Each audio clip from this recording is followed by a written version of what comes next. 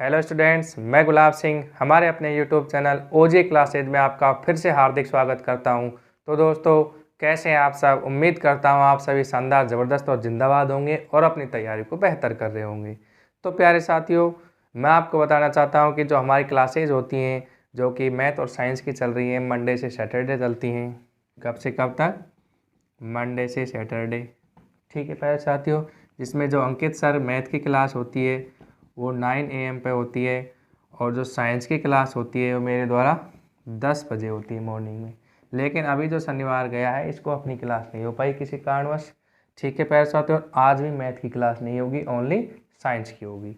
ये मेरे द्वारा एक इन्फॉर्मेशन थी जो आपको बता दी गई है। ठीक है प्यारे साथियों, अब अपने टॉपिक पे आते हैं। हमने कौन सा टॉपिक स्टार्ट किया हुआ था? लाइट। तो प्रकाश वाला हमारा टॉपिक चल रहा था, उसमें हमने दर्पण पे पहुंच गए थे। दर्पण में मैंने आपको दो प्रकार से बताया था। कौन कौन से दर्पण? समतल दर्पण और गोलीय दर्पण। अरे दर्पण में क्या बताया था?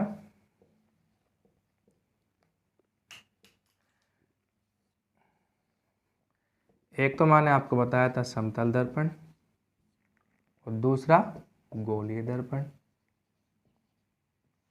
ठीक है प्यारे साथियों, समतल दर्पण के बारे में अपन पढ़ चुके हैं। आज हम तो जानेंगे गोलीय दर्पण के बारे में जानेंगे। इसके दो टाइप्स भी मैंने आपको बताए थे। कौन कौन से? उत्तल दर्पण और अवतल दर्पण। Convex mirror and concave mirror. ठीक है प्यारे साथियों, एक एक को देखेंगे। सबसे पहले आप हेडिंग लगाएंगे गोलीय दर्पण क्या होता है। सबसे पहले हेडिंग क्या लगाएंगे? गोलीय दर्पण। तो यहां से देखेंगे गोलीय दर्पण।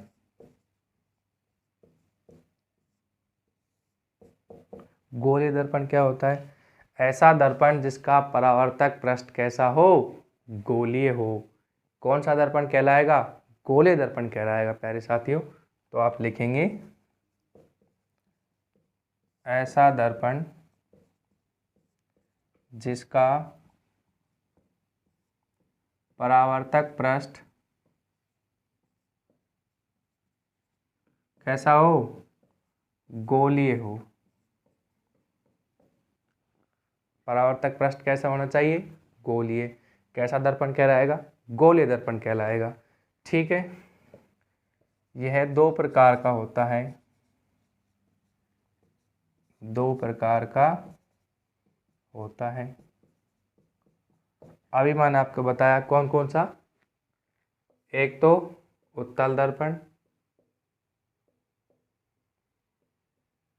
ठीक है प्यारे साथियों। दूसरा अवतल दर्पण। अरे कौन सा? अवतल दर्पण। इसको उत्तल दर्पण को इंग्लिश में क्या बोलेंगे? Convex mirror. और इसको कॉनकेव मिरर। ठीक है, तो हमने एक एक के बारे में जानना है कि उत्तल दर्पण क्या होता है, अवतल दर्पण क्या होता है, कहाँ कहाँ पर इनका यूज हम करते हैं। ठीक है, तो आप सबसे पहले इनमें डिफरेंस के हिसाब से लिखेंगे, एक एक अंतर को जानेंगे। ठीक है प्यारे साथियों, तो आप एक साइड तो लिखेंगे उत्तल दर्पण जिसे कॉन्वेक्स मिरर कहते हैं, एक साइड लिखेंगे आप कॉनकेव मिरर जिसे अवतल दर्पण कहते हैं। तो यहाँ पे हमने लिखा उत्तल दर्पण, और यहाँ पे लिखा हमने अवतल दर्पण।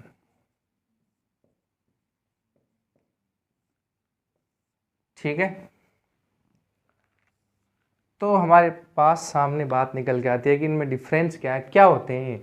उत्तल दर्पण एक ऐसा दर्पण जिसका उभरा हुआ भाग परावर्तक के रूप में कार्य करे। कैसा दर्पण कहलाएगा? उत्तल दर्पण। इसमें पॉलिश कहाँ पर करेंगे? उभरा हुआ भाग परावर्तक के रूप में कार्य कर रहा है तो पॉलिश अंदर दशे हुए भाग पर की जाती है। लेकिन प्यारे साथियों, अवतल दर्पण क्या होता है? जिसका अंदर धसा हुआ भाग परावर्तक के रूप में कार्य करता है, अर्थात जो इसमें पॉलिश की जाएगी ये उभरे हुए भाग पर की जाएगी। ठीक है प्यारे साथियों, यह आप जो अंतर है पहला, ये आप लिखेंगे, मैंने आपको बता दिया है। इसके बाद में अगले अंतर पर जाएंगे। सबसे पहले लिखेंगे इसमें उभरा हुआ भाग परावर्तक के रूप में कार्य करता है। अरे इसमें उभरा हुआ भाग किसके रूप में कार्य करता है? परावर्तक के रूप में। जबकि इसमें क्या लिखेंगे? अंदर धसा हुआ भाग, बाकी सेम लाइन वही है, अंदर धसा हुआ भाग। ठीक है प्यारे साथियों, इसमें अगर देखा जाए जैसे कि ये कोई दर्पण है,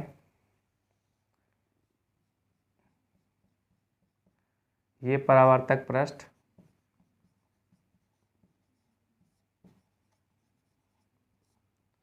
ठीक है। तो मैंने आपको क्या बताया कि इसमें उभरा हुआ भाग परावर्तक पृष्ठ के रूप में कार्य करता है, उभरा हुआ भाग। और अंदर धसे हुए भाग पर क्या की जा रही है?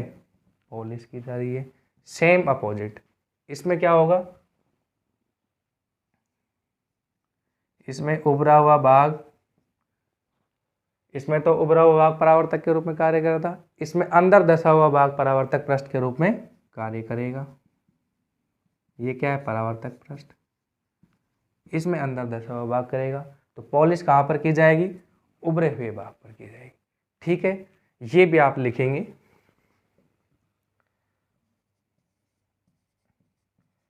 उत्तल दर्पण में पॉलिश कहाँ पर की जाती है? अंदर धसे हुए भाग पर। इसमें पॉलिश अंदर धसे भाग पर की जाती है। लेकिन प्यारे साथियों, इसमें जो पॉलिश की जाएगी ये कहाँ पर की जाएगी? उभरे हुए भाग पर। तो आप डायरेक्ट लिख देंगे कि इसमें उभरे भाग पर। ठीक है, तो हमने ये दो अंतर इनके बारे में जाना। इसमें पॉलिश अंदर धसे हुए भाग पर की जाएगी, लेकिन परावर्तक पृष्ठ उभरा हुआ के रूप में कार्य करेगा। इसमें अंदर धसा हुआ भाग परावर्तक पृष्ठ के रूप में कार्य करेगा, और उभरे हुए भाग पर क्या की जाएगी? पॉलिश की जाएगी। ठीक है प्यारे साथियों, ये दो अंतर हमने देखे। तीसरे अंतर पे आते हैं। तो अब हम जानेंगे कि इनके बीच में तीसरा अंतर क्या है।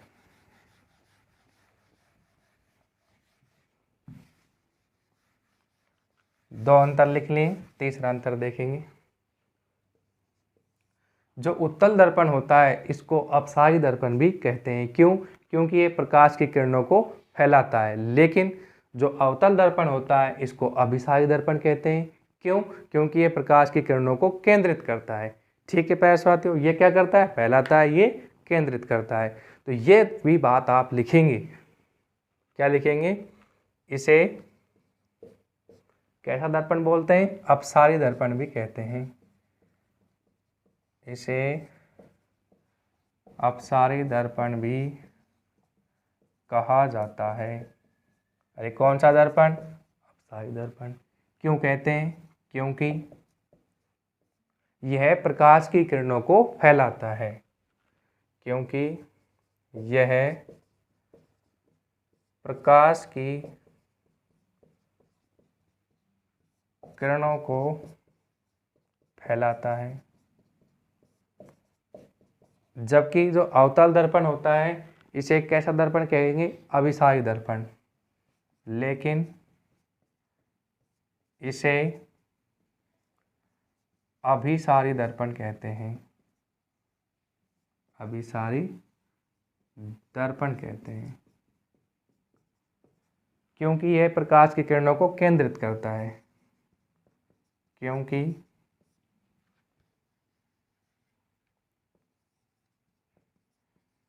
क्योंकि यह प्रकाश की किरणों को केंद्रित करता है। वो क्या कर रहा था? फैला रहा था। तो ये क्या करता है? केंद्रित करता है। ठीक है, इसके बाद में जो हमारी बात सामने आती है कि इससे बना प्रतिबिंब कैसा होता है, इससे बना प्रतिबिंब कैसा होता है। तो मैं आपको बताता हूँ प्यारे साथियों, उत्तल दर्पण से बना प्रतिबिंब सीधा, आभासी और वस्तु से कैसा होता है? छोटा। लेकिन अधिकांशतः अवतल दर्पण से बना प्रतिबिंब उल्टा, वास्तविक और वस्तु से बड़ा होता है। तो ये भी आप लिखेंगे। चौथा अंतर,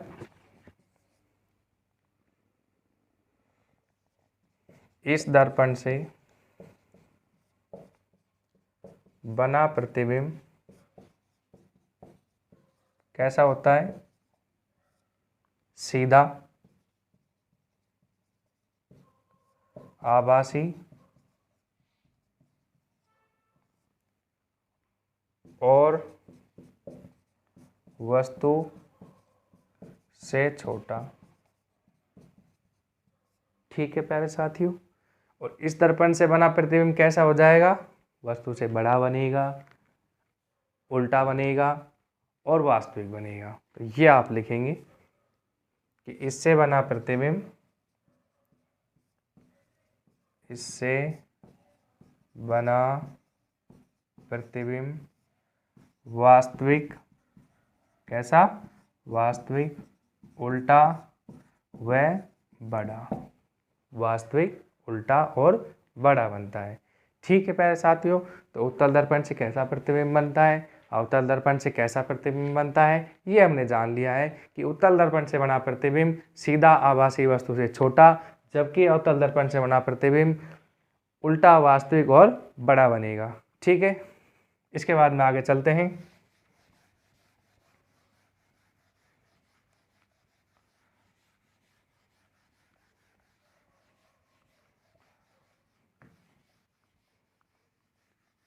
तो मैं उम्मीद करता हूँ प्यारे साथियों यहाँ तक आपको कोई दिक्कत नहीं होगी। ठीक है, इसके बाद में आगे देखिए, इसका प्रयोग कहाँ पर करते हैं? यूज। उत्तल दर्पण का प्रयोग किस में किया जाता है?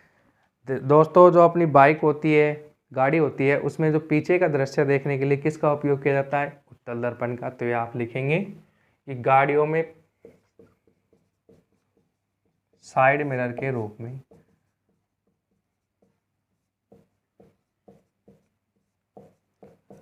गाड़ियों में साइड मिरर के रूप में इसका उपयोग करते हैं।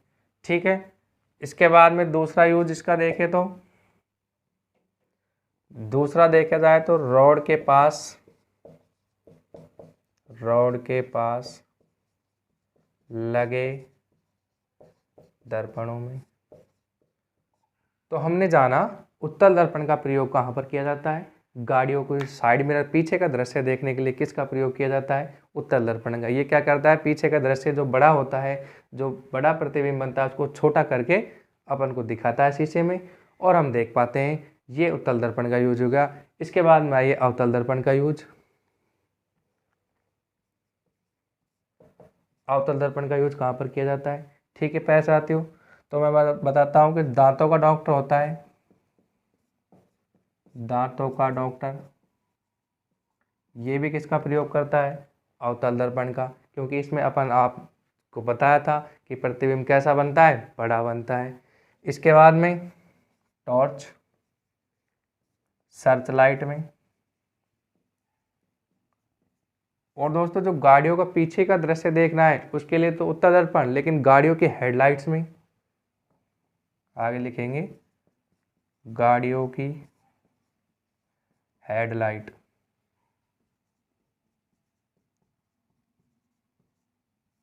गाड़ियों की हेडलाइट में इसका प्रयोग किया जाता है। ठीक है, इसके बाद में इसका प्रयोग साहब कहाँ पे होता है? सेविंग दर्पण, जो अपन सेविंग करते हैं, जो शीशा काम में लेते हैं, कौन सा होता है? अवतल दर्पण, सेविंग दर्पण। ठीक है प्यारे साथियों, लेजर, अरे क्या लेजर आदि में इनका प्रयोग किया जाता है। दांतों का डॉक्टर, टॉर्च, सर्च लाइट, गाड़ियों की हेडलाइट, सेविंग दर्पण, लेजर आदि में हम अवतल दर्पण का प्रयोग करते हैं, लेकिन गाड़ियों में पीछे के दृश्य देखने के लिए हम उत्तल दर्पण का प्रयोग करते हैं। तो आज हम अपनी क्लास को यहीं पे विराम देते हैं। ठीक है प्यारे साथियों, इसके बाद में कल अपन दर्पण में आगे पढ़ेंगे। मुख्य अक्ष क्या होता है, ठीक है, फोकस दूरी क्या होती है, फोकस त्रिज्या क्या होती है, वक्रता त्रिज्या क्या होती है, ये हम इनके बारे में कल जानेंगे। आज की क्लास को यहीं पर विराम देते हैं। ठीक है प्यारे साथियों, तो आप अपनी तैयारी को बेहतर बनाते रहिए दिन प्रतिदिन। मैथ की क्लास आज भी नहीं हो पाएगी, अंकित सर आज क्लास नहीं ले पाएंगे, यह आपको पहले ही बता दिया है। ठीक है प्यारे साथियों, इसी तरह की वीडियोज़ पाने के लिए आपको क्या करना होगा, हमारे यूट्यूब चैनल ओजे क्लासेज इसको सब्सक्राइब करना होगा, और पीडीएफ्स के लिए हमारा जो टेलीग्राम चैनल है वो भी इसी नाम से उसको सब्सक्राइब करना होगा। ठीक है प्यारे साथियों, आज की क्लास को यहीं पे विराम देते हैं। जय हिंद, जय भारत।